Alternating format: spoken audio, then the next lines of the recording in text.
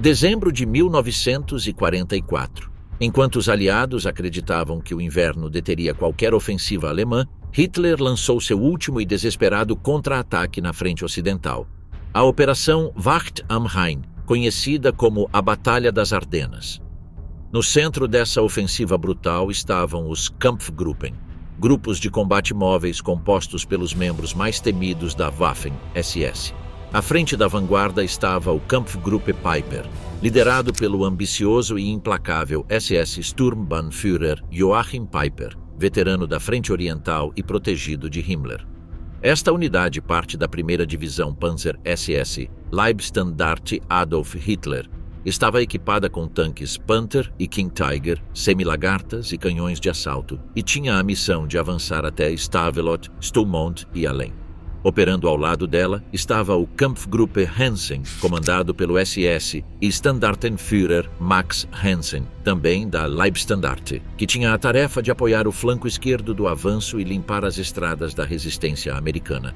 O terceiro grupo era o Kampfgruppe Knittel, sob o comando do SS Sturmbannführer Gustav Knittel, uma força de reconhecimento e mobilidade rápida cuja tarefa era proteger vilas-chave como Trois-Ponts e cobrir o avanço de Peiper pela retaguarda. Finalmente, o Kampfgruppe Sandig, liderado pelo SS Obersturmbannführer Rudolf Sandig, operava como uma força de reserva tática, pronta para reforçar os pontos mais críticos da frente ou explorar quaisquer lacunas. Dezembro, o plano que ninguém esperava. Setembro de 1944. Os aliados estavam dentro da Bélgica. A fronteira com a Alemanha estava cada vez mais estreita. As cidades ocidentais estavam sob bombardeio constante. Em teoria, o Terceiro Reich estava em retirada. Mas em meio a essa retirada, Hitler decidiu o impensável: lançar um contra-ataque. Não foi uma jogada tática.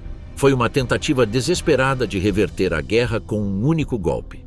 De seu quartel-general em Rastenburg, Hitler deu a ordem pessoal para planejar uma ofensiva em larga escala. Seu objetivo era cortar as forças aliadas no oeste ao meio, romper as Ardenas, tomar o rio Meuse e capturar o porto de Antuérpia. Se isso fosse alcançado, os exércitos britânico e americano deveriam ser cortados do resto da frente, sem suprimentos, sem linhas de retirada. E então, talvez, o Ocidente pediria a paz. Essa era a lógica por trás do plano. A operação foi chamada de Wacht am Rhein. Embora pareça defensiva, era tudo menos isso. Nos mapas, os generais de Hitler desenharam 3 flechas grossas apontando para o oeste. A mais importante foi para o norte, onde o golpe principal cairia. Essa flecha cruzou uma região montanhosa com estradas estreitas, florestas densas e poucas passagens viáveis para veículos blindados. Aquela área era familiar a todos, as Ardenas. Hitler já havia usado o mesmo terreno em 1940, quando tropas alemãs surpreenderam a França ao se infiltrarem onde ninguém esperava. 4 anos depois, ele apostou que os aliados cometeriam o mesmo erro: não esperar nada naquele setor. Mas a situação na Alemanha era muito diferente. Não havia mais reservas infinitas, nem domínio aéreo, nem gasolina. Para lançar um ataque daquela magnitude, eles tiveram que improvisar. Muitas divisões estavam incompletas. Faltavam-lhes veículos, canhões, combustível e homens treinados. Portanto, uma estrutura de combate mais flexível foi utilizada: os Kampfgruppen. O termo não era novo. Significa grupo de batalha e já havia sido usado antes em ações móveis ou combinadas, mas agora se tornou a base de toda a ofensiva. Cada Kampfgruppe era uma formação ad hoc, criada com o que estivesse disponível: infantaria, tanques, artilharia autopropulsada, sapadores e até mesmo elementos de reconhecimento. Eles eram reunidos sob o comando de um oficial experiente e designados a uma seção específica de avanço. Uma das mais notáveis foi a confiada a Joachim Peiper, oficial da 1ª Divisão Panzer SS, divisão Leibstandarte de Adolf Hitler. Peiper era jovem, carismático, brutal e fanático. Servira como ajudante pessoal de Himmler e ganhara reputação por sua agressividade na frente oriental. Sua reputação o tornava o candidato ideal para liderar um avanço que exigia determinação e rapidez. O Kampfgruppe Peiper foi organizado em torno do 1º Regimento Panzer SS, reforçado com batalhões de infantaria mecanizada, artilharia móvel, engenheiros de assalto e unidades de reconhecimento. No total, era composto por cerca de 4.000 homens e mais de 150 veículos, incluindo tanques Panther e Tiger II, veículos semi-lagartas, canhões de assalto e caminhões de transporte. O plano de Paper era claro: avançar pelo eixo de ataque mais estreito, penetrar no setor de Losheim, atravessar uma cadeia de cidades-chave, Hounsfeld, Bühlingen, Ligneville, Stavelot, Stoumont, e tomar as pontes sobre o rio Meuse. Tudo isso em menos de 3 dias. Se obtivesse sucesso, o 6º Exército Panzer, ao qual pertencia, poderia se espalhar e facilitar a entrada em Antuérpia. Mas havia um problema. Tudo dependia de sigilo e rapidez. Se os aliados detectassem o ataque antes que os tanques alemães cruzassem a linha de frente, o plano fracassava. Assim, organizou-se um acúmulo silencioso de forças. Durante semanas, trens transportaram divisões inteiras para a frente ocidental. Elas se esconderam nas florestas. Os rádios permaneceram silenciosos. As ordens eram entregues por mensageiros. Até os soldados acreditavam que estavam sendo enviados para defender o Muro das Lamentações, não para lançar uma ofensiva. No total, mais de 200.000 soldados alemães estavam secretamente alinhados ao longo da fronteira belga. 1.500 tanques e canhões autopropulsados foram mobilizados, juntamente com mais de 2.000 peças de artilharia. A maioria vinha de unidades que já haviam lutado na Normandia ou na Frente Oriental. Alguns regimentos estavam muito abaixo de sua força teórica, mas ainda assim foram designados para o ataque. Toda a ofensiva foi dividida em 3 eixos. No norte, o 6º Exército Panzer com as divisões SS, incluindo o Kampfgruppe Peiper. No centro, o 5º Exército Panzer com unidades Heer mais convencionais. E no sul, o 7º Exército, encarregado de cobrir o flanco esquerdo e impedir contra-ataques. O centro de gravidade estava no norte. As unidades mais móveis e bem equipadas foram para lá, e foi lá que Peiper teve que abrir a rota. Enquanto tudo isso acontecia, do outro lado da frente, os americanos ocupavam o setor com divisões exaustas e novas. A recém-chegada 106ª Divisão de Infantaria ocupou o saliente de Saint-Vite. Mais ao norte, a 99ª Divisão posicionou seus homens em cidades como Höfen, Krinkelt, Elsenborn e Bühlingen. Muitos desses soldados nunca haviam estado sob fogo real. O terreno secretamente favorecia a Alemanha. As Ardenas eram consideradas uma zona tranquila. O alto comando aliado não esperava combates ali em dezembro. Era inverno, as estradas eram perigosas, as florestas estavam cobertas de neve, os rios estavam meio congelados. Ninguém imaginava que uma ofensiva em larga escala começaria naquele setor. Hitler ordenou que o ataque começasse em 16 de dezembro, pouco antes do Natal, quando o tempo estava no seu pior momento e a vigilância dos aliados mais relaxada. As previsões meteorológicas indicavam céu nublado por vários dias, impedindo os aliados de usar sua superioridade aérea. Para as forças alemãs, isso era vital. Dentro do comando alemão havia dúvidas. Muitos generais acreditavam que o plano era ambicioso demais. Alguns propuseram atacar em menor escala, outros alertaram que não havia combustível suficiente para sustentar o avanço. Mas Hitler não deu ouvidos. Ele queria uma vitória grande, rápida e decisiva. E a queria agora. Os mapas estavam prontos, as rotas definidas, as unidades formadas. Cada Kampfgruppe tinha sua tarefa. Os rádios calibrados, os canhões apontados. Os primeiros veículos estavam em posição desde a noite de 15 de dezembro. Peiper, em seu posto de comando avançado, verificou as rotas uma última vez. Ele sabia que o terreno era difícil, que haveria gargalos, que ele dependia da captura de combustível ao longo do caminho. Mas também sabia que se alguém pudesse romper a barreira, seria ele. Às 5h30 da manhã de 16 de dezembro de 1944, o bombardeio começou. Mais de 1.000 canhões alemães abriram fogo simultaneamente contra posições americanas na frente das Ardenas.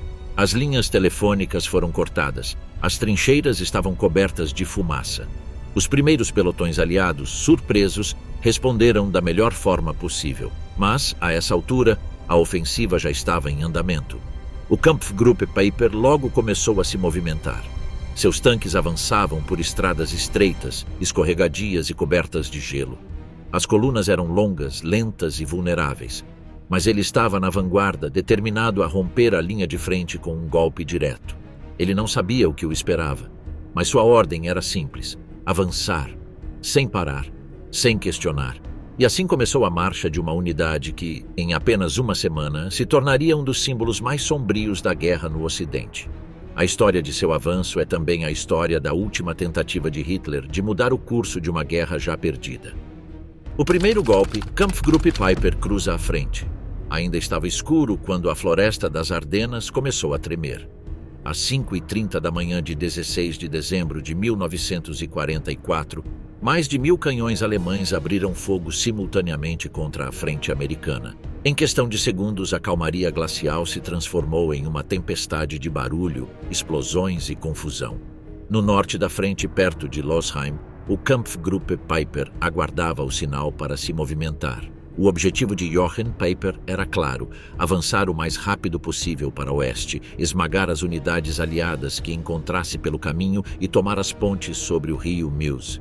Sua rota era direta, mas o terreno e a surpresa seriam suas maiores armas. Peiper não estava sozinho. Ele fazia parte do 6º Exército Panzer, mas sua unidade era a ponta de lança do eixo central. Seu Kampfgruppe era composto por elementos do 1º Regimento Panzer, veículos de meia lagarta do 2º Regimento Panzer Grenadier, sapadores do Batalhão de Engenheiros da SS, artilharia móvel e um grupo de reconhecimento avançado. No total, cerca de 4.000 homens e mais de 120 veículos blindados. A ordem era avançar sem parar, esmagar a resistência leve, ignorar os flancos, tomar posições-chave e avançar. Essa mesma ordem havia sido repetida em todos os postos de comando. A velocidade era a única maneira de a ofensiva ter sucesso. O primeiro contato sério ocorreu em Lanzerath, uma pequena cidade na fronteira com a Bélgica. Lá, um esquadrão de reconhecimento americano do 394 Regimento de Infantaria mantinha uma posição defensiva. Eram apenas 18 soldados, armados com rifles e metralhadoras leves, mas resistiram por mais de 8 horas. De suas posições na floresta, conseguiram atrasar todo o batalhão de reconhecimento de Peiper, causando baixas e desorganizando a coluna. Esse atraso custou caro. Embora insignificante em termos de baixas, forçou uma reorganização do avanço. O cronograma original previa que estivessem em Honsfeld ao meio-dia, mas ainda tentavam romper a resistência em uma estrada coberta de neve. Frustrado, Peiper ordenou um desvio e deixou um grupo de retaguarda para trás. À medida que avançavam, os alemães descobriram que muitas aldeias estavam mal ocupadas. As tropas americanas haviam recebido ordens contraditórias. Em alguns setores, recuaram sem lutar. Em outros, organizaram defesas improvisadas. Tudo estava mal coordenado. O próximo objetivo era Honsfeld, uma cidade com depósitos de combustível e uma pequena guarnição do 99º Batalhão de Artilharia de Campanha. Aqui, os alemães encontraram veículos, armas, munições e soldados desavisados. Os primeiros veículos blindados alemães chegaram sem aviso. Alguns americanos foram pegos dormindo. Outros tentaram fugir a pé pelas ruas geladas. Não houve combate organizado. Foi uma incursão rápida, caótica e sangrenta. Em Honsfeld, os soldados de Peiper capturaram mais de 50.000 litros de combustível, bem como jipes, caminhões e armas antitanque. Mas eles também realizaram execuções. Vários soldados aliados feridos foram mortos em suas macas. Outros foram baleados após se renderem. Ninguém deu uma ordem clara, mas também não houve penalidades. Os prisioneiros eram considerados uma responsabilidade. E Peiper não queria responsabilidade. Após a conquista da cidade, o Kampfgruppe continuou para o oeste. Chegaram a Bühlingen, onde havia mais depósitos de gasolina, bem como posições do 18º Batalhão de Infantaria da 2ª Divisão. Os soldados americanos, alertados pelo som do avanço, tentaram preparar uma defesa. Mas os tanques alemães chegaram primeiro. Atiraram contra os depósitos, os caminhões e as posições defensivas. Os americanos não puderam fazer nada além de se dispersar. Em Bühlingen, o padrão se repetiu: apreensão de combustível, execução de prisioneiros, roubo de veículos. Peiper avançou, causando estragos, mas também apreendendo o que podia. O plano não incluía reabastecimento. Cada litro de gasolina contava. Cada hora ganha podia ser a diferença entre o sucesso e o cerco. Após Bühlingen, a coluna se reorganizou. Paper dividiu sua força em 3 partes. Uma ponta de lança com tanques Panther, uma seção intermediária com infantaria motorizada e uma seção de cauda com artilharia e sapadores. Eles viajaram por uma estrada estreita cercada por bosques. O terreno era um obstáculo por si só. Mas a coluna não parou. Enquanto isso, os comandantes americanos tentavam entender o que estava acontecendo. Relatos chegavam pelo rádio, mas eram contraditórios. Unidades relatavam ataques em vários pontos. Alguns falavam de tanques alemães cruzando cidades que, horas antes, eram consideradas seguras. Outros relatavam que suas linhas telefônicas estavam cortadas. Não sabiam se era uma ofensiva geral ou um ataque. Em Washington e Londres, as notícias demoraram mais para chegar. Eisenhower foi informado no final da tarde. Àquela altura já havia perdido contato com várias unidades na frente de batalha. Ordenou calma e reforços nos flancos, mas não tinha informações claras. Ninguém ainda entendia que o que estava acontecendo não era um ataque local. Era o início de uma batalha que duraria semanas. No meio da tarde, Paper tomou uma decisão arriscada: avançar diretamente para Ligneville, atravessando terreno pouco explorado, com relatos incertos de minas e emboscadas. A rota mais segura era o norte, mas também era mais lenta. Ele escolheu a via rápida. Cruzamento de Baugnes, uma coluna do 285º Batalhão de Observação de Artilharia, foi interceptada por veículos blindados alemães. Os soldados americanos, surpresos, foram cercados. Eles se renderam sem disparar um tiro. Cerca de 130 prisioneiros foram levados para um campo aberto à beira da estrada. Minutos depois, as tropas de Paper abriram fogo. Mataram todos, sem julgamento, sem justificativa operacional. Alguns tentaram fugir. Outros fingiram-se de mortos. Apenas alguns conseguiram escapar. Essa ação, conhecida como o Massacre de Malmedy, tornou-se um dos episódios mais infames da guerra. Mas, a essa altura, Paper já havia partido. Em Ligneville, o padrão se repetiu. Tanques disparavam, as defesas eram mínimas, casas queimadas, caminhões foram virados ou destruídos. A ponte foi protegida. A coluna mal parou para se reorganizar e reabastecer. A velocidade continuou sendo a prioridade. O dia terminou com o Kampfgruppe às portas de Stavelot, a mais de 30 quilômetros dentro da frente aliada. Eles haviam esmagado a resistência leve, tomado aldeias importantes e capturado centenas de veículos, mas não sem custo. Houve atrasos. O terreno era pior do que o esperado. O combustível estava começando a escassear novamente. E pior, os aliados já sabiam que algo grande estava acontecendo. Apesar do avanço, Paper estava frustrado. O atraso inicial em Lanzerath, a desorganização das colunas, os engarrafamentos nas estradas nevadas, tudo havia afetado o cronograma. A surpresa desvanecia a cada hora, e no horizonte, a resistência aliada começava a se organizar. O que viria a seguir seria ainda mais difícil. Mas naquela noite, após o primeiro dia de ofensiva, Jochen Paper e seus homens sabiam que haviam cruzado a linha. Esta não era mais uma operação militar.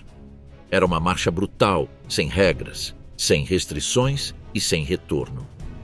De Malmedy a Stavelot, avanço brutal do Kampfgruppe Paper, 17 de dezembro de 1944. O Kampfgruppe Paper estava em movimento havia pouco mais de 24 horas e já havia atravessado mais de 30 quilômetros de território aliado. Apesar dos atrasos, bloqueios de estradas e falta de combustível, seu avanço havia sido brutal. As ordens eram claras: chegar ao Mosa, esmagar qualquer resistência no caminho, tomar as pontes intactas e nunca parar. Mas naquele dia tudo mudaria, não por causa da tática, não por causa da velocidade, mas por causa do que aconteceu em um campo à beira da estrada.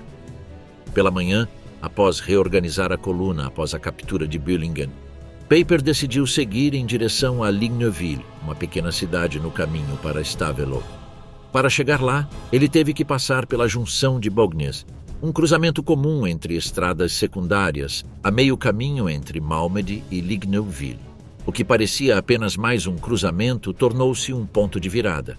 Ao mesmo tempo, uma coluna do 285º Batalhão de Observação de Artilharia de Campanha americano, composto por mais de 30 veículos leves, estava se movendo pela mesma rota. Eles eram soldados sem experiência real de combate, encarregados de operações de reconhecimento e logística. Eles viajavam com armas pessoais, mas sem armadura pesada. Eles não sabiam que o inimigo já estava tão fundo no interior. A vanguarda do Kampfgruppe Peiper, liderada por veículos blindados leves e tropas motorizadas, interceptou a coluna. Não houve batalha. Os americanos se renderam imediatamente. Eles foram escoltados para um campo aberto a poucos metros da estrada, ao lado de uma fileira de árvores. Mais de 120 soldados estavam dispostos em formação. Estavam desarmados, parados, esperando para serem feitos prisioneiros. O que aconteceu em seguida não tem explicação tática. De repente, sem aviso, o tiroteio começou. Alguns soldados da Waffen-SS abriram fogo com metralhadoras em Gergua 42. A fila de prisioneiros caiu em segundos. Aqueles que não foram mortos tentaram fugir imediatamente. Vários foram abatidos na estrada. Outros se esconderam nas árvores. Alguns fingiram de morte. No final, mais de 80 americanos foram mortos. Apenas cerca de 40 conseguiram escapar, a maioria deles feridos, congelados e traumatizados. O local não era um campo qualquer. Era exposto, com visibilidade de vários pontos. Essa decisão, matar os prisioneiros em um espaço aberto, em plena luz do dia, tornou o incidente impossível de esconder. Horas depois, tropas americanas que patrulhavam a área encontraram os corpos. Alguns ainda estavam vivos. Um deles, com uma perna quebrada, rastejou por horas até encontrar seus companheiros. Ele foi um dos primeiros a relatar o ocorrido. A notícia do massacre de Malmedy espalhou-se como fogo na palha. Em poucas horas, as divisões americanas souberam que algo brutal havia acontecido. O comando aliado recebeu relatos, mas demorou a reagir. Não tinham certeza se tratava de uma execução em massa ou de um tiroteio mal interpretado. Não havia fotos nem vídeos, apenas corpos e relatos fragmentados. Mas para os soldados que patrulhavam as Ardenas, a mensagem era clara. Os homens de Peiper não estavam fazendo prisioneiros. Enquanto isso, Peiper continuou seu avanço. Ele havia partido Baugnies e seguiram em direção a Ligneuville. Naquela vila, pegaram de surpresa uma unidade de apoio americana. Os soldados americanos cozinhavam, alguns descansavam. Não houve resistência.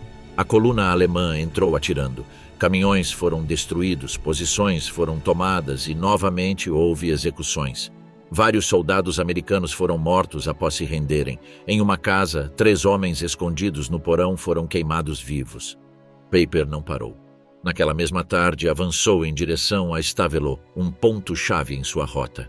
A cidade tinha uma ponte sobre o rio Amblève. Se conseguisse atravessá-la intacta, poderia continuar para o oeste. Mas, pela primeira vez desde o início da ofensiva, encontrou resistência organizada. Tropas do 291º Batalhão de Engenheiros de Combate do ZUIA defenderam a aproximação. Eles explodiram parcialmente a ponte e plantaram explosivos nas estradas próximas. Apesar de não serem unidades de infantaria, eles se engajaram desde o primeiro momento. Eles usaram armas antitanque, minas improvisadas e atiraram de janelas.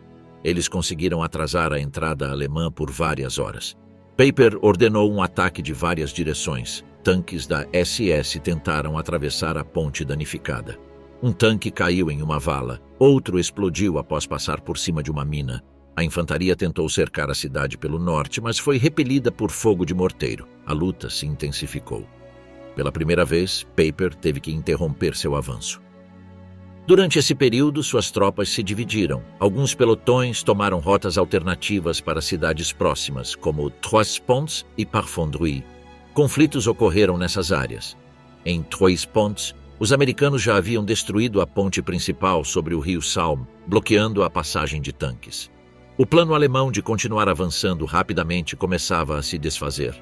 De volta a Stavelot, a luta se intensificou. Casas foram destruídas, fogo cruzado se alastrou, civis ficaram presos entre as linhas. Soldados alemães usaram lança-chamas contra prédios suspeitos de abrigar atiradores. Em um caso, eles queimaram uma casa com uma família inteira dentro. O avanço tornou-se mais lento, mais sujo, mais desesperado. Peiper sabia que o tempo estava se esgotando. As rotas para o Mosa estavam bloqueadas. O combustível era insuficiente. Em muitos casos, eles tiveram que abandonar veículos danificados porque não tinham como rebocá-los ou consertá-los. Alguns tanques foram usados apenas como canhões fixos. A coluna estava começando a se fragmentar.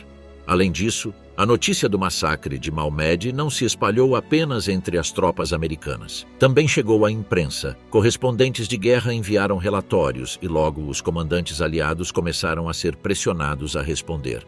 A reação foi direta. A partir daquele momento, muitas unidades aliadas começaram a parar de fazer prisioneiros da SS. A mensagem era clara: se os alemães não seguissem as regras, eles também não o fariam. Nos dias seguintes, esse ciclo de brutalidade continuou. Em áreas como La Gleize e Stoumont, soldados capturados por ambos os lados foram executados. A guerra nas Ardenas tornou-se mais brutal. Inverno, neblina, solo congelado e massacres tornaram esta ofensiva uma das mais sangrentas da frente ocidental. Peiper finalmente conseguiu entrar em Stavelot, mas a vila já estava meio destruída. Metade de seus veículos não conseguiam avançar. A coluna parou. O combustível estava acabando. A artilharia aliada bombardeava as estradas. Unidades do 30º Corpo do Exército dos EUA se aproximavam pelo norte. O cerco começou. Nos dias seguintes, com a ofensiva alemã continuando em outras áreas, Peiper não conseguiu mais avançar. Ficou preso entre aldeias destruídas, rios bloqueados e estradas cobertas de crateras e cadáveres. A luta passaria da ofensiva para a defensiva. Mas a imagem de Peiper e seu Kampfgruppe já estava selada. Eles não eram apenas uma unidade de combate. Eram diretamente responsáveis por um dos piores massacres de prisioneiros de guerra em toda a frente ocidental, e esse fardo os acompanharia até o fim. Stoumont e La Gleize. A armadilha se fecha. 19 de dezembro de 1944. Após 3 dias de avanço contínuo, o Kampfgruppe Peiper estava exausto. Os tanques estavam presos há horas em estradas geladas. O combustível estava acabando. A neblina ainda cobria as montanhas das Ardenas. E pela primeira vez desde que cruzaram a linha, o inimigo não estava fugindo. Agora, eles estavam se organizando, cavando trincheiras e respondendo em força. O próximo objetivo era Stoumont, uma pequena vila no topo de uma colina com uma estrada principal conectando-a a La Gleize. Essa estrada era a última rota viável para o oeste. Se Peiper não conseguisse tomar Stoumont, ele ficaria preso. Mas se ele a cruzasse, ele ainda poderia alcançar o rio Meuse. Essa perspectiva o manteve em movimento. Peiper comandava cerca de 800 soldados, a maioria exaustos. Sua coluna havia sido dividida em várias seções. Alguns tanques estavam sem combustível, outros haviam sido destruídos por minas ou artilharia. Muitos veículos estavam bloqueados nas estradas estreitas entre Stavelot e Trois-Ponts. Apesar de tudo, eles avançaram. Às 5 horas da manhã, a ponta de lança do Kampfgruppe alcançou os arredores de Stoumont. A cidade era defendida por elementos do 119º Regimento de Infantaria dos EUA, parte da 30ª Divisão de Infantaria, bem como por um pelotão de tanques Sherman do 740º Batalhão Blindado. Os americanos sabiam que um grande ataque estava por vir. Eles haviam recebido relatos de prisioneiros, sinais de rádio interceptados e rumores entre unidades vizinhas. Os soldados americanos cavaram posições defensivas nos limites da vila, colocaram minas antitanque nas entradas e instalaram atiradores de elite nas casas. Sabiam que não conseguiriam resistir indefinidamente, mas tinham uma vantagem. Os alemães não sabiam o quão bem defendido o local era. O primeiro ataque alemão começou ao amanhecer. Peiper enviou 6 tanques Panther seguidos por infantaria motorizada. A coluna entrou pela estrada principal, atirando de ambos os lados. As casas começaram a queimar. Os soldados aliados responderam com fogo antitanque de janelas, porões e trincheiras.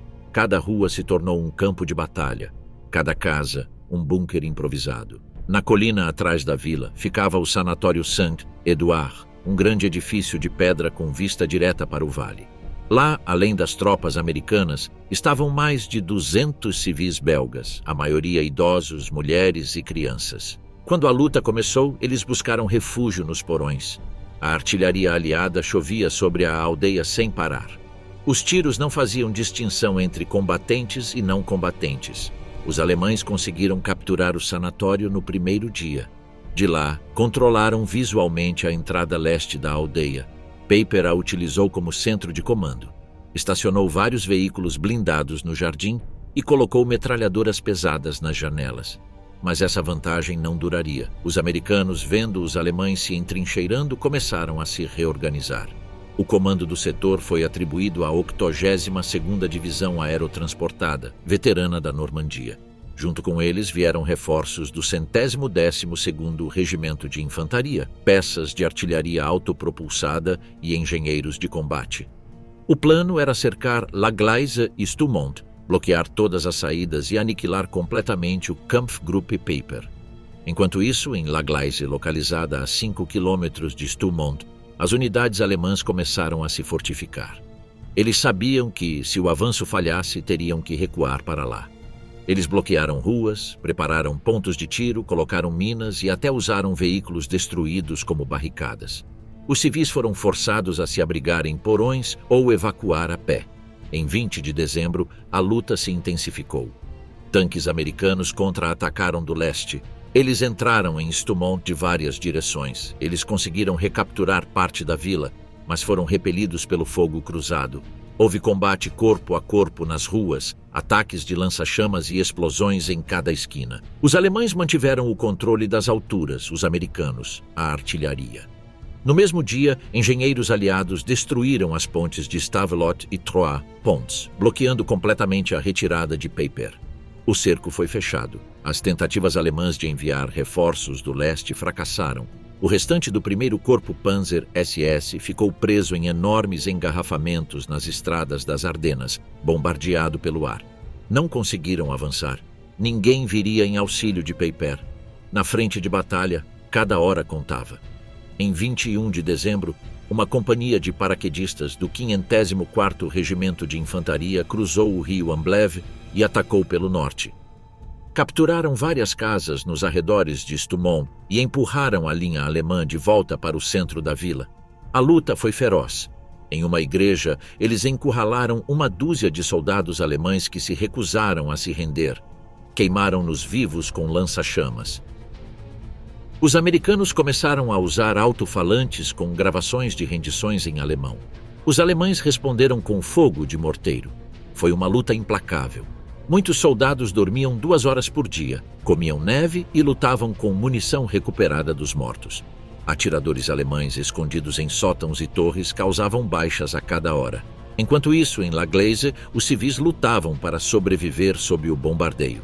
Não havia eletricidade. A água era escassa. Casas estavam desabando devido aos bombardeios de artilharia. Soldados da SS usavam porões para esconder feridos. Alguns oficiais dormiam em colchões úmidos entre vigas lascadas. A situação era crítica, e Peiper sabia disso. Naquele dia, ele enviou uma mensagem codificada ao quartel-general do 6º Exército Panzer. Combustível esgotado, artilharia destruída, feridos sem evacuação, solicitando permissão para a retirada. Não houve resposta. O alto comando ainda tinha a ilusão de que a ofensiva ainda era viável. Peiper foi abandonado à própria sorte. Em 22 de dezembro, a vila de Stoumont estava em escombros. Os poucos tanques alemães operacionais atiravam de posições fixas. A infantaria, entrincheirada em casas em ruínas, resistia a cada ataque. Mas o desgaste era evidente. Não havia comida, nenhuma munição extra, nenhuma rota de fuga restante. Os americanos reforçaram suas posições com mais tanques, canhões autopropulsados e novas unidades. Em alguns setores, a luta era toda com facas. Os mortos se amontoavam em porões e pátios. O fedor enchia as ruas. Não era mais uma batalha por território. Era uma luta para evitar ser aniquilado. Naquele mesmo dia, Peiper decidiu evacuar Stoumont e se concentrar em La Gleize. Ele ordenou uma retirada em pequenos grupos cobertos pelo fogo dos últimos veículos blindados operacionais. As casas foram explodidas com cargas internas para evitar que caíssem em mãos inimigas. O sanatório foi abandonado. Os civis foram mais uma vez pegos entre 2 fogos. Em La Gleize, a situação não era melhor. A maior parte da artilharia havia sido desativada. O combustível foi racionado para uma lata por veículo. Os tanques foram usados apenas para cobrir setores fixos. O moral estava baixo. Alguns soldados falavam em se render. Outros se preparavam para morrer ali. Naquela noite, Paper reuniu seus oficiais em um porão. Ele disse a eles que continuariam lutando até que novas ordens fossem recebidas, que eles resistiriam com o que tivessem, que se caíssem, o fariam lutando. Nem todos concordaram, mas ninguém o contradisse, até agora. Contra-ataques e atrito. As defesas aliadas são reforçadas. Naquele mesmo dia, 22 de dezembro, tarde da noite em La Glaise, Jochen Piper acendeu uma vela sobre o mapa coberto de marcações. Ele não tinha eletricidade, nem rádio funcionando. Apenas velas, papéis sujos e um grupo de oficiais com os rostos rachados pelo frio. Lá fora, a cidade era uma ruína. E ao redor, cada estrada, ponte e colina era controlada pelo inimigo. O Kampfgruppe Paper estava completamente isolado. Naquele dia, o último contato com o quartel-general do 6º Exército Panzer confirmou o que eles já sabiam. Não haveria reforços. O restante do corpo do exército estava retido em gargalos a leste, bloqueado pelo colapso logístico, pela artilharia aliada e pelo chão desmoronando sob a neve. Nenhuma unidade alemã conseguiu abrir um corredor para resgatar Paper. Eles estavam por conta própria. Nos arredores de La Glaise, os alemães fortificaram casas, montaram barricadas, converteram semi-lagartas destruídas em parapeitos e posicionaram atiradores de elite nos telhados. Eles se adaptaram ao cerco, mas não se tratava mais de resistir a um ataque.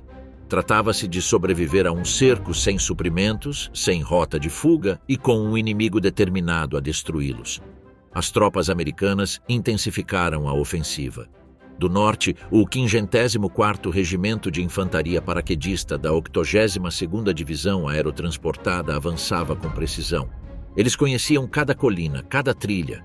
Usavam a artilharia de apoio como um martelo. Eles martelavam por horas, depois enviavam uma companhia para tomar as ruínas e então recuavam. Eles queriam desgastar, não apenas matar. Do oeste, o 119º Regimento de Infantaria avançava de Stoumont. Os paraquedistas que haviam tomado os arredores da vila agora desciam para o vale, cruzando pontes improvisadas e avançando pela neve para chegar à orla de La Glaise. As casas que haviam servido de defesa contra os alemães ruíam a cada explosão. A temperatura caía a cada noite. A visibilidade era quase zero. Do lado alemão, o combustível já havia acabado para a maioria dos veículos. Apenas alguns Panteras conseguiam se mover. E o faziam com rações mínimas, roubadas de caminhões abandonados ou latas saqueadas de vilas. O restante servia como defesa estática. Em muitas ocasiões, tanques eram afundados na lama e usados como ninhos de metralhadoras. O canhão principal, se tivesse sorte, disparava 1 ou 2 vezes por dia. Nos porões da vila, soldados feridos se amontoavam. A equipe médica improvisava com o que tinha. Bandagens arrancadas de cobertores, bisturis enferrujados, gotas congeladas de morfina. Alguns soldados morreram de gangrena, outros simplesmente desmaiaram por falta de calor. Não havia como evacuar ninguém, não havia para onde levá-los. Apesar disso, Paper manteve a estrutura de comando. Cada companhia tinha ordens claras. Cada passagem era defendida. Cada ruína era ocupada por um pelotão. A disciplina era rigorosa, as execuções por deserção eram imediatas. Não havia espaço para fraquezas. Em 23 de dezembro, os americanos lançaram uma ofensiva coordenada. Do sul, unidades do 291º Batalhão de Engenharia de Combate avançaram pelas estradas de evacuação do vale. Usaram explosivos para derrubar árvores, explodir pontes secundárias e bloquear as rotas de fuga restantes. Do leste, a artilharia pesada atacou implacavelmente a linha central alemã. Naquele mesmo dia, os alemães tentaram reanimar um de seus Tiger segundos. Eles o rebocaram com 2 meias lagartas e usaram os últimos litros de gasolina disponíveis. O tanque conseguiu se mover 500 metros antes de ficar preso em uma vala congelada. Permaneceu lá, encalhado, convertido em um bunker improvisado. Hoje, esse mesmo veículo permanece em La Glaise como um memorial. A batalha atingiu um de seus pontos mais selvagens na parte norte da cidade. Um grupo de soldados americanos conseguiu entrar pelos fundos de uma casa de fazenda e emboscou um pelotão alemão. A luta foi travada com granadas e facas. No final, 16 corpos foram empilhados em um curral. Ninguém foi feito prisioneiro. A exaustão afetava a todos. A comida era escassa. Soldados alemães cozinhavam batatas congeladas em latas de gasolina vazias. Alguns derretiam neve com explosivos para beber água. Canhões emperravam com gelo. Pés gangrenavam. Os gritos dos feridos eram constantes nos túneis. Paper enviou outro pedido de retirada. A mensagem foi interceptada pelos aliados, que usaram a frequência para enviar uma resposta falsa. Permissão concedida. Retirar para o norte. Quando um grupo de 40 soldados tentou fazê-lo, foram emboscados. Apenas 3 sobreviveram. A partir de então, as comunicações tornaram-se inúteis. No quartel-general americano, relatos falavam de uma unidade alemã encurralada, resistindo ferozmente, mas à beira do colapso. Os generais do primeiro exército dos EUA debateram se deveriam lançar um ataque total ou manter o cerco. Decidiram continuar com o método lento. Pressão constante, bombardeio contínuo, ataques direcionados. Em 24 de dezembro, véspera de Natal, a luta continuou. Não houve trégua, não houve cânticos, apenas fogo, explosões e morte. Em La Glaise, os remanescentes do Kampfgruppe Peiper não lutavam mais para avançar, mas para sobreviver por mais algumas horas. Naquela noite, sob a neve e o silêncio das ruínas, Jochen Paper reuniu seus oficiais em uma cozinha destruída. Explicou a situação. Não havia reforços, nem combustível, nem comida. As posições eram insustentáveis. A única opção era abandonar a aldeia a pé, em pequenos grupos, sem equipamento pesado, sem luzes, sem proteção. Era uma retirada pela floresta, entre as linhas inimigas, com feridos em temperaturas abaixo de zero. A decisão estava tomada. Naquela manhã, começaria a operação mais arriscada desde que cruzaram a linha 3 dias antes. Uma fuga pela neve, sem mapas, sem apoio e sem esperança de ajuda. Mas esse seria o próximo capítulo. A retirada a pé. O fim do Kampfgruppe Peiper. Noite de 24 de dezembro de 1944. Enquanto muitos na Europa procuravam maneiras de celebrar a véspera de Natal em meio a ruínas e rações enlatadas, na vila belga de La Glaise, Jochen Paper preparava o oposto. Sua unidade, Kampfgruppe Peiper, estava cercada. Não podia mais avançar nem recuar. O combustível havia acabado, a artilharia estava incapacitada. As posições eram indefensáveis. A única opção restante era escapar, a pé, à noite, pela floresta. Horas antes, Paper havia reunido seus oficiais. Deu-lhes instruções claras: destruir todos os veículos e peças pesadas que não pudessem ser transportadas, dividir a unidade em pequenos grupos e avançar silenciosamente para o leste, cruzando as linhas americanas sem serem detectados. Eles não carregariam rádios. Não haveria apoio. Era uma operação suicida, mas era isso ou a rendição. E a rendição não era uma opção para os oficiais da Waffen-SS. Naquela manhã, sob a escuridão, a retirada começou. Cerca de 800 homens deixaram La Glaise em fila indiana, avançando por estradas secundárias, trilhas cobertas de neve e florestas congeladas. Eles carregavam mochilas leves, armas individuais e quase nenhuma comida. Muitos não tinham botas adequadas. Alguns caminhavam com os pés envoltos em cobertores ou bandagens sujas. A prioridade era a furtividade. Nenhuma voz era permitida, nenhuma lanterna era acesa. Eles avançavam no ritmo dos mais lentos. Se alguém caísse, era deixado para trás. Os feridos que não conseguiam andar eram abandonados nos porões das casas, ao lado de placas escritas à mão, implorando por ajuda em várias línguas. Eles sabiam que, se os americanos não os matassem, o frio o faria. Enquanto isso, em La Glaise, os últimos soldados cumpriam ordens, colocando cargas de demolição nos tanques, incendiando as meias lagartas, destruindo os mapas, queimando os relatórios. Alguns o faziam com lágrimas nos olhos, outros em silêncio. O que havia sido uma unidade blindada de elite era agora uma coluna fantasma marchando pela neve. No total, mais de 50 veículos blindados foram deixados para trás, incluindo King Tigers, Panthers, Panzer IV, artilharia autopropulsada, semi-lagartas e caminhões. Vários foram simplesmente abandonados no meio da estrada, com esteiras ou motores quebrados, inutilizáveis. No dia seguinte, os americanos encontrariam muitos em condições de reparo. A retirada foi infernal. O terreno era irregular, com encostas, ravinas e estradas congeladas. Os soldados avançaram em temperaturas abaixo de zero, sem dormir, sem comer, sem descansar. Alguns desmaiaram de exaustão.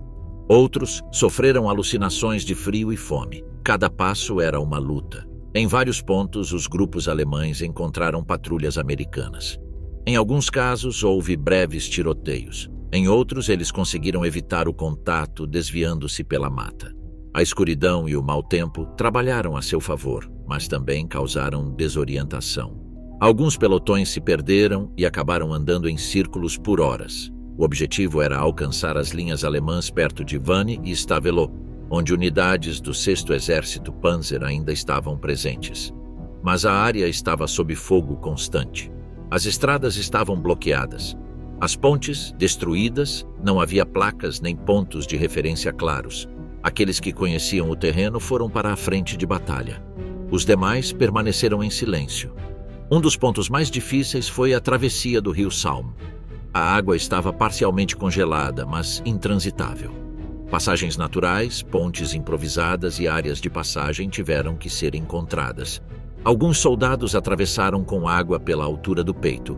Outros se afogaram. Um pelotão inteiro foi emboscado perto do rio e exterminado. A maioria dos grupos que conseguiram atravessar o rio o fez nas primeiras horas de 25 de dezembro. Nesse ponto, eles já estavam caminhando há mais de 10 horas. Vários soldados não conseguiam sentir os pés. Outros haviam perdido peças de equipamento. Lama e neve cobriam seus uniformes. Alguns caminhavam sem capacetes. Outros sem luvas. Foi uma retirada espectral.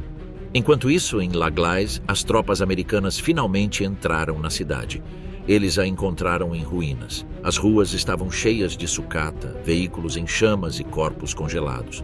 Nos porões, eles descobriram os feridos que haviam sido deixados para trás. Alguns morreram logo depois. Outros sobreviveram graças à intervenção médica dos aliados. O resultado foi claro. O Kampfgruppe Peiper, que havia começado a ofensiva com mais de 4.000 homens e 130 veículos, terminou a campanha como uma coluna de soldados desarmados fugindo por entre as árvores com menos de 1.000 soldados aptos a lutar. O resto havia sido morto, capturado ou estava desaparecido. Naquele mesmo dia, Peiper cruzou as linhas alemãs. Ele estava à frente de sua coluna. Estava coberto de lama, com a barba crescida, o rosto abatido. Não usava mais o uniforme imaculado que usava ao iniciar a operação. Carregava uma pistola, um binóculo e pouco mais. Foi recebido por oficiais do 1º SS Panzerkorps, que imediatamente o retiraram da frente de batalha. Ele não tinha mais uma unidade para comandar. Os remanescentes do Kampfgruppe foram reagrupados, enviados para a retaguarda e absorvidos por outras divisões. Alguns soldados nunca retornaram à frente de batalha. Outros foram realocados semanas depois. Mas o mito já estava selado. O que começara como o grupo mais temido do ataque alemão terminou como uma história de desgaste, derrota e fuga. Nas semanas seguintes, os aliados interrogaram centenas de prisioneiros capturados na área. Coletaram depoimentos, documentos, mapas e diários pessoais. Muitos deles falaram da retirada, de como Peiper tentou manter a ordem, de como alguns oficiais se recusaram a abandonar seus tanques, de como outros se aproveitaram da situação. O caos desapareceria. Eles também encontraram evidências de execuções durante a fuga. Em uma fazenda, encontraram os corpos de vários civis belgas baleados na nuca. Em uma estrada próxima, 3 prisioneiros americanos foram baleados a queima-roupa. Não houve testemunhas, nem buscas. Apenas corpos e silêncio. A retirada de La Gleize tornou-se um símbolo, não apenas pela derrota tática, mas porque demonstrou os limites físicos e morais de uma unidade de elite alemã enviada para cumprir um objetivo impossível. O mito da ofensiva relâmpago morreu nas florestas das Ardenas, em meio a árvores quebradas e sangue congelado. Esse foi o fim do Kampfgruppe Peiper como unidade de combate. Mas não seria o fim de sua história. Massacre de Malmedy. A guerra na Europa terminou em maio de 1945. A Alemanha nazista se rendeu incondicionalmente. Berlim estava em ruínas. Hitler estava morto. E o Terceiro Reich foi destruído. Mas nem tudo terminou no campo de batalha. Para muitos oficiais alemães, a verdadeira rendição veio meses depois, nos tribunais. Um dos nomes que mais repercutiu nas fileiras aliadas foi Jochen Peiper. A história de sua unidade, Kampfgruppe Peiper, já era conhecida. Ela havia sido a ponta de lança do ataque alemão nas Ardenas. Ela havia rompido linhas, semeado o caos, executado prisioneiros e cometido um dos massacres mais brutais da frente ocidental.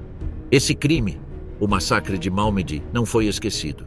E assim que a guerra terminou, o exército dos Estados Unidos começou a investigá-lo. Os sobreviventes do 285º Batalhão de Artilharia foram localizados. Seus depoimentos coincidiram. Todos falavam da mesma coisa. Eles haviam se rendido, sido desarmados, reunidos em um campo e, sem provocação, os soldados da Waffen-SS os executaram. Alguns dispararam rajadas de metralhadora. Outros acabaram com os feridos no chão. Havia restos de cápsulas de balas, rastros de veículos blindados e dezenas de cadáveres. Ninguém contestou que havia sido um massacre. A seção de crimes de guerra do exército do ZUA coletou os dados. Reuniu relatórios médicos, mapas, fotografias aéreas e depoimentos de soldados e civis. Identificou os possíveis perpetradores. No total, 74 membros da 1ª Divisão Panzer SS, a divisão foi presa. Entre eles estava Jochen Peiper. O julgamento ocorreu no antigo campo de concentração de Dachau, que havia sido convertido em centro de detenção e tribunal militar. Começou em maio de 1946 e durou vários meses. Abordou os assassinatos de mais de 80 prisioneiros americanos em Bognes, bem como outras execuções realizadas durante o avanço alemão nas Ardenas. Os réus foram apresentados como um grupo. Não se tratava de julgamentos individuais, mas de um caso coletivo. A acusação argumentou que os crimes haviam sido cometidos por unidades sob o comando direto de Peiper e que, como comandante, ele era o responsável. A questão em questão não era se ele puxou o gatilho, mas sim se ele tolerou, ordenou ou deixou de impedir os assassinatos. Durante o julgamento, vários dos réus apresentaram confissões assinadas detalhando os eventos. Afirmaram que os prisioneiros foram executados por ordem do verbal, que as execuções eram do conhecimento dos oficiais, que ninguém foi preso por isso, que fazia parte da lógica da campanha. No entanto, essas confissões tornaram-se controversas. A defesa alegou que elas foram obtidas por meio de tortura, ameaças e simulações de execuções.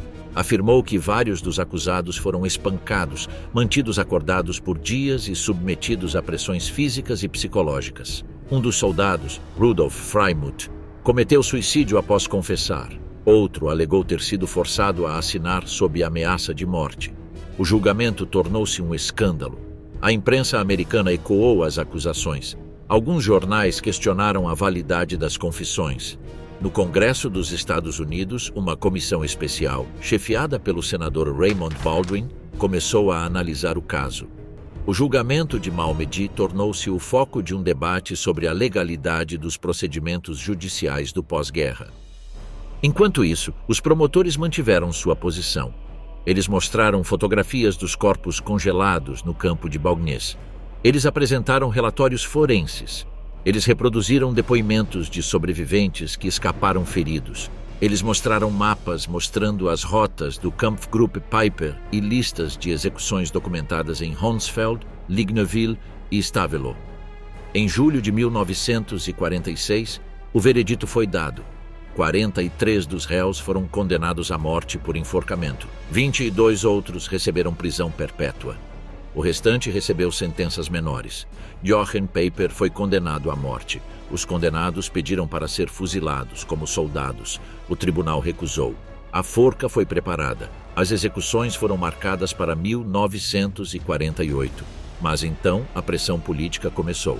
Com a Guerra Fria em andamento, a Alemanha Ocidental estava se tornando uma aliada-chave contra a União Soviética.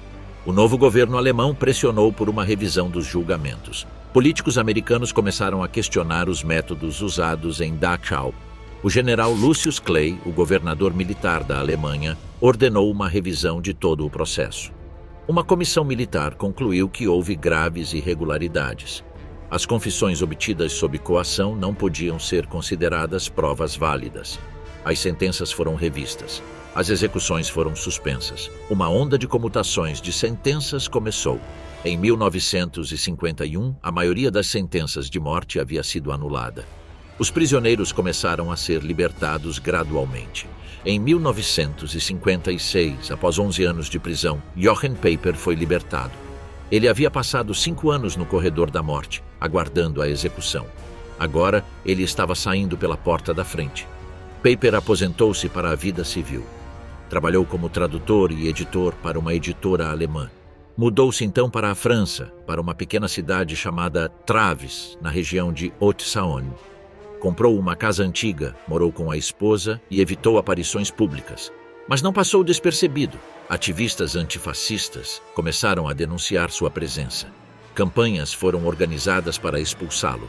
Pichações, ameaças e panfletos apareceram. Alguns vizinhos o defenderam, outros o queriam fora. Peiper permaneceu em silêncio. Sabia que não podia se esconder para sempre. Em 13 de julho de 1976, alguém incendiou sua casa. Ainda não se sabe quem foi. Acredita-se que tenha sido um grupo armado de extrema esquerda. Peiper foi queimado vivo lá dentro. Seu corpo foi encontrado com um rifle na mão. Não houve julgamento. Ninguém foi preso. Nenhum grupo foi considerado culpado pelo ataque. Foi assim que a vida de Jochen Peiper terminou. Ele sobreviveu à guerra, a um julgamento por crimes de guerra, a uma sentença de morte e à prisão. Mas não conseguiu escapar do seu passado.